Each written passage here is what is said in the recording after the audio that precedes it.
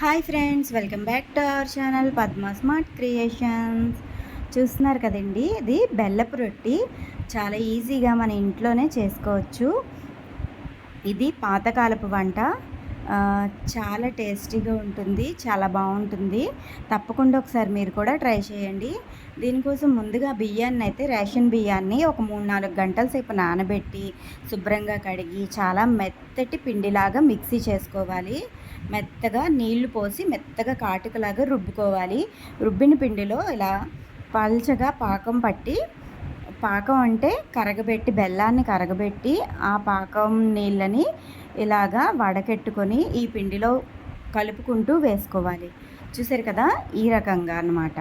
దాంట్లో వేయించిన కొబ్బరికాయ ముక్కలు చిన్నగా కట్ చేసి, వేయించుకున్న కొబ్బరికాయ ముక్కలు, అలాగే నువ్వుల పప్పు కూడా డ్రై రోస్ట్ చేసుకోవాలి. చేసినవి ఇలా నువ్వులు కూడా వేసి బాగా కలుపుకోవాలి.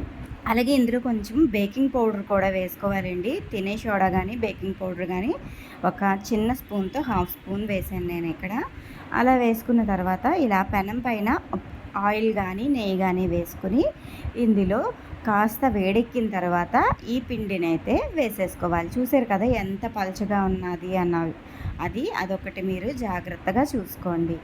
ఇలా ఈ పిండిని జాగ్రత్తగా వేసి దానిపైన మూత పెట్టి కాసేపు ఉంచాలన్నమాట. ఇది కాస్త మందంగా ఉండే పెనంలో కానీ కుక్కర్లో కానీ ఎలా అయినా వేసుకోవచ్చు. కాస్త ఇలా మూత పెట్టి కాసేపు ఉన్నివ్వాలి. అంతేనండి, చూసారు కదా ఎంత చక్కగా రెడీ అయిపోయిందో బెల్లపు రొట్టి. మీదన పచ్చి లేకుండా పిండి లేకుండా అయిన తర్వాత తిరిగేసి ఒక్కసారి కాల్చుకోవాలి. మనం మినపట్లు ఎలా కాల్చుకుంటామో ఆ రకంగా. అంతేనండి, చూసారు కదా ఎంత బాగా తొందరబెట్టినదో. ఒకసారి మరి మీరు కూడా ట్రై చేసి మీకు ఎలా వచ్చింది అనేది నాకు కామెంట్ చేయండి. అలాగే ఇంకా డీటెయిల్డ్గా మీకు రెసిపీ కావాలి అంటే మన ఛానల్లో ఆల్రెడీ వీడియో లింకు డిస్క్రిప్షన్లో ఇస్తాను, ఒకసారి చెక్ చేయండి. ఓకేనా ఫ్రెండ్స్, బాయ్ ఫ్రెండ్స్.